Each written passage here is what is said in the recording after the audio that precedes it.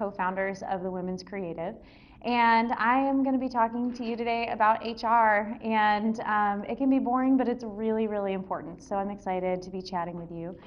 We hope that you're enjoying our new community on Mighty Networks. We've been thrilled with how much we're able to do with it. And so get in there, explore, interact with other people. We hope that you learn and feel inspired by it. So really, really excited. The Women's Creative exists to engage, collaborate, and amplify creative brands in a community for creators. We work through educational programming, through networking, through sales opportunities, and through communities. So we love seeing women business owners collaborate and work together and grow their businesses and community. We're really glad that you found us. And buckle up, because I'm going to go through a lot of information in a short period of time.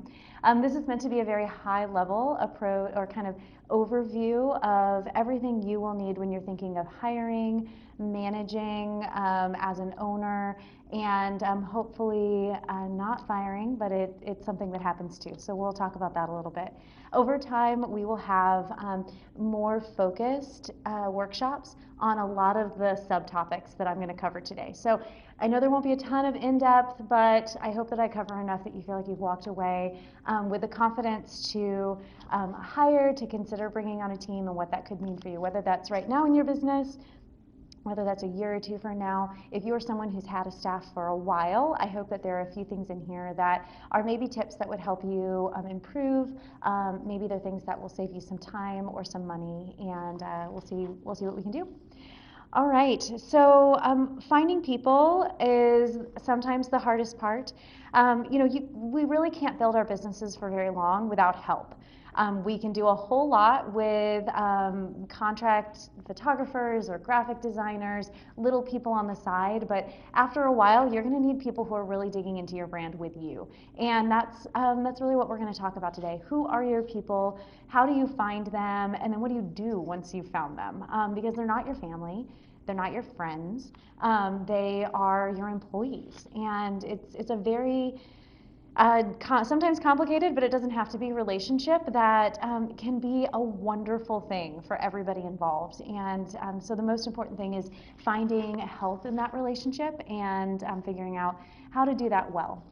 So the first thing that you need to do when you realize, okay, my business is growing, I cannot keep up with everything, or I have a vision for my business to grow, but I don't think I can do it without help. The first thing you have to do is find those people.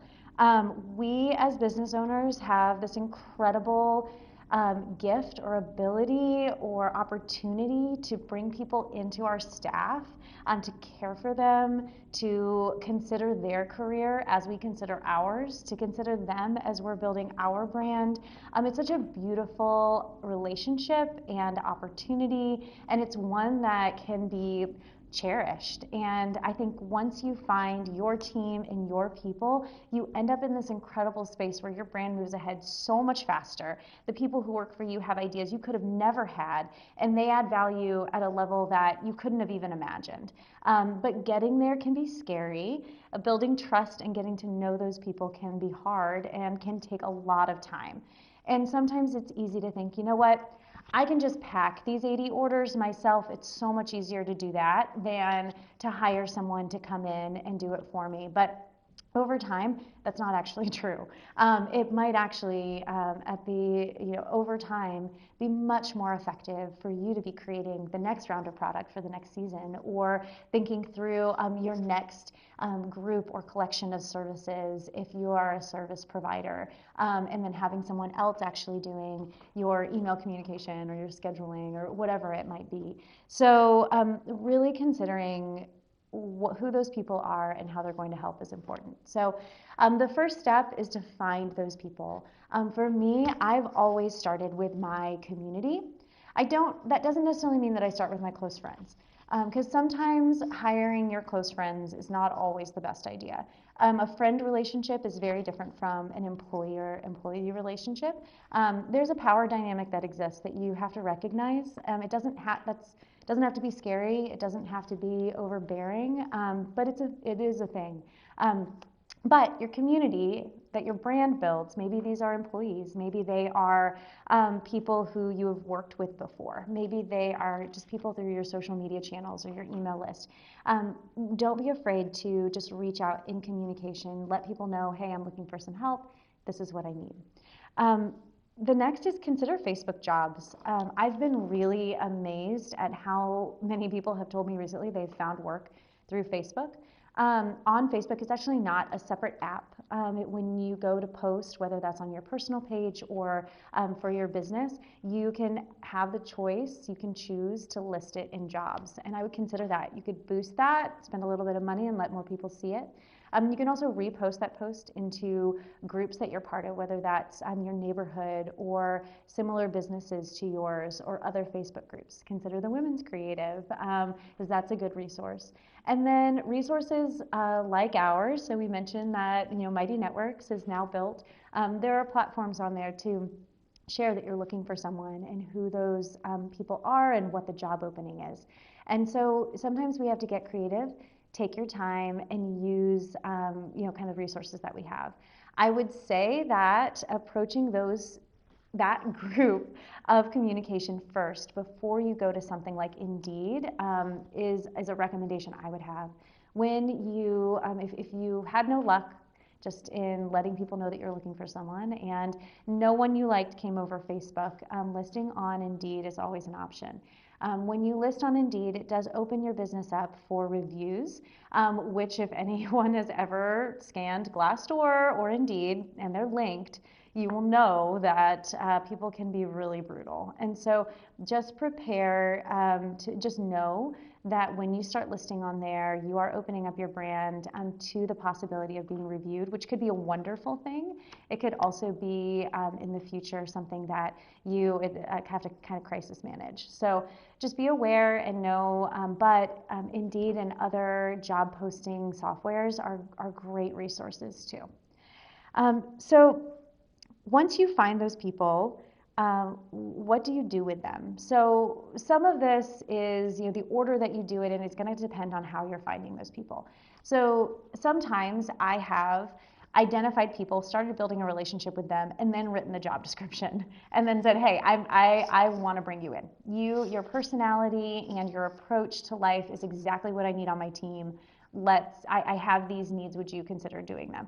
And sometimes when you find those right people, they will come to you and say, I will take out your trash. What do you need me to do? I am so in line with who you are that I'm here for it. And other times you need to actually start with that job description and say, no, I need an expert in this. Let me go find the person that is excellent at this job. And so obviously, no matter how you are doing it, my biggest recommendation, and this was given to me, and it honestly is one of the biggest pieces of wisdom I think I've ever been handed, is this phrase that Brene Brown uses. And it basically is, being clear is kind, and being unclear is unkind.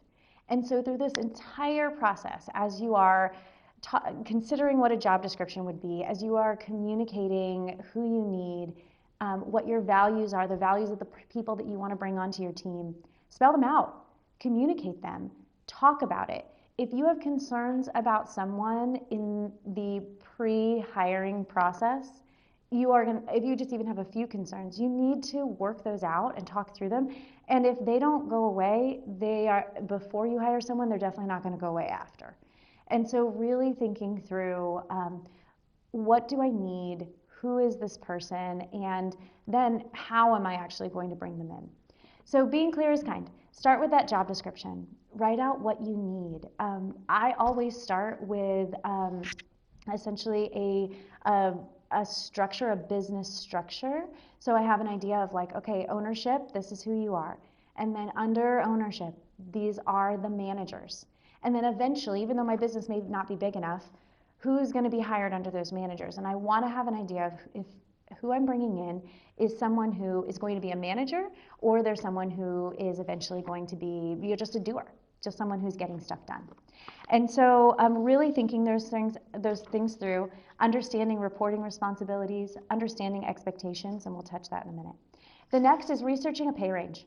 Really, really have a clear idea of what is this job and what are other people paying in similar jobs, and make sure that your pay rate is competitive. You may decide to pay more and hire someone who has more experience. You may decide to bring in an intern level or someone directly out of college and pay a little lower on that range so that they can work their way up.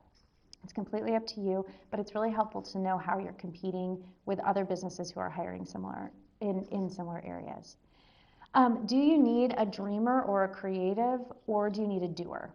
And I think defining that and understanding, is this someone who's going to be putting labels on things, or is this someone who is going to be selling and really grabbing onto your brand and communicating and out in front of your brand for you? Is it someone who's going to be managing other people eventually?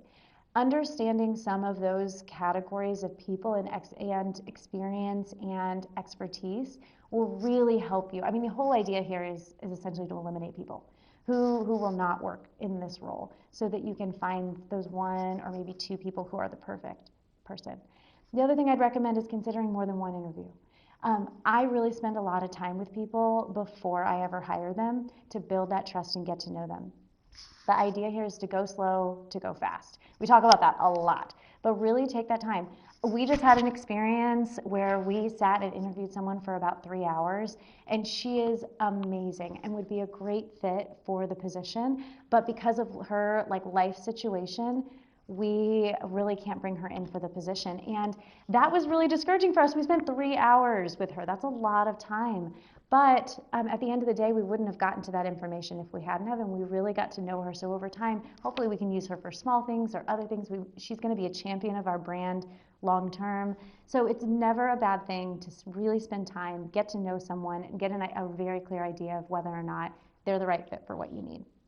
Once you've found that person, once you have decided who to hire, we're going to dive into some real boring details, and this is where I'm going to go pretty quick for you. So payroll is important, and you do not have to be a payroll expert in order to have employees, and these are specifically W-2 employees. There are softwares that you can use. They are relatively inexpensive. Most of them are between $40 and $70 a month. The $70 range kind of makes me cringe, so personally, that $40 to $60 range. Two of them that I would recommend are Gusto and QuickBooks. I've used both of them. They pay most of your employment taxes automatically, so it takes time to set up that software and get it all hooked up correctly. And once you do, it automates everything for you over time, which I would highly recommend. Please don't try to do payroll by hand or yourself. I have tried it, and it's a mess. It's a huge, huge time suck. Make sure that you have registered with the IRS, with the state, and with any municipality that you are in. In Missouri, you have to actually register with the Department of Revenue and the Department of Labor. I think a lot of states are like that. The different departments have different names, but you need to research and make sure you've gotten them all. That payroll software will help you with that too. Just things to consider and time that it takes. When you get the worksheet for this, you'll see links that will help you kind of gather some information about how to do those registrations. Then you'll need to understand if your employee needs to be hourly or salaried. You've probably already decided this if you've chosen your person, you've written your job description, and you have an understanding of what their rate is going to be, what their compensation will be. But you'll need a tracking system. So if they're hourly, you'll want to understand, you'll want a shared tracking system so that they're not just giving you the time they spent, but what they spent it on. So you'll want to make sure to be able to give them feedback on how they're spending their time. Is it what you need? Understanding if you're handing them too much or too little. All of that can be done in a simple shared Google Sheet or other document where you both can see it, and then have check-ins to talk through it. If they're salaried, you'll want to explain hours, where you want them working, if they can work remotely, what the expectations for communication are, and if they're taking time off, how much that can be per year. Benefits are another thing to consider, especially if it's a salaried employee. Or hourly, honestly. This can be as simple as discounts on your services or merchandise. It's also insurance, health or otherwise, time off, consider 401k, life insurance, etc. Some of those things come after people have worked with you for quite a while, but they're all things to consider, and they're things that we'll dive into in other workshops. Make sure that you have contracts with everyone you work with. If that's a contract employee, a 1099, or a salaried employee, Consider non-disclosure agreements, consider confidentiality agreements, and also consider intellectual property, IP. If people are coming in and creating things for you, who owns what they created? Is that you, your business, or are you splitting ownership with that person? And that's something you can work out with them. And then insurance, not health insurance. This is not a benefit that you're giving people. Carry insurance on your employees. This includes health insurance. This includes theft insurance, not health. Theft insurance, this also includes just liability insurance. Any insurance agent can help you shop those. I can tell you from personal experience, unfortunately, employee theft happens, and it is really, really worth it to guard yourself from it. All right. And then the last thing I'm going to touch on is talent development. So once you get these people onboarded, you have all your boring admin organized in the back end. They are getting paid. They started their job. Now what do you do with them? You have business goals that they are going to be helping you meet, and you'll be setting those. But they may also have personal goals, or you may have personal goals for them that you want to see them meeting. They're basically performance assessments. How do you do that for people? How do you take the time? Is it worth it? It can be a huge, huge time suck. It can be really helpful. It can be frustrating. So doing this well is complicated. Again, I'm going to go back to be clear. Be clear. Clear is kind. Be direct and really, really spell things out. If you have expectations for people's behavior or their performance, lead with those. Don't expect them to nail it right away. Give them manageable expectations and objectives that they can achieve. And sometimes for some people, they need to be lowered. But I can tell you that if you, and this is like the yucky part we don't like to think about, but if you end up in a situation with an employee who does not work out for you, you need to have, a lot of times employers will say you need to build a case. But really that just means you need to be able to sit with them and be fair when you tell them, hey, this position is not actually the best fit for you, and here is why. And the way you do that is by being clear with your process from the beginning. This is what I want, this is what I expect, these are your expectations for your behavior, for your work product, and let's check in occasionally to see how you're doing. Never a big deal if they're not accomplishing everything perfectly, but you want to see them trying and working towards it and improving. And if they're not, if the work with you is not a priority, if your assessment of what they could originally do isn't actually within their core skills, it's always okay to switch jobs, find a position that actually works for that person, or to say, you know what, I appreciate you, I am grateful for what you've done, but this isn't the right fit. And that's okay. Usually you're doing them a favor when you say that. So that was a whole lot of information in a short period of time. I just want you to know that employment, bringing on employees, this is a partnership. It's a team building experience. These are people who are going to walk with you. They can grow your brand exponentially. But no one's going to get it right every time, especially not you. As a business owner, you may or may not have management experience, and that's okay. I can tell you that I don't love the idea of the word self-taught, because at the end of the day, like, you teach yourself through your mistakes, or you are taught through your mistakes, you're taught through questions that you ask, you're taught through peers and other people that you are working with. And so lean on other people, ask questions, dig in, and just get started. Know that employees take time and energy and resources, but the goal at the end of the day is for them to multiply the time and the resources that you put into them for your business. And it absolutely can happen. It happens all the time. And so it's worth it to take the risk. It's also always worth it to do it right. So always reach out if the Women's Creative can help in any way. Mighty Networks has that really great posting platform. You can type in there any questions you have, crowdsource information. Let us know if there are topics that you want us to share about, and we will get into some of these things in the weeds. But I hope that this was really helpful for you. Good luck with everything. We are here cheering you on, and thanks for tuning in. Thanks for watching.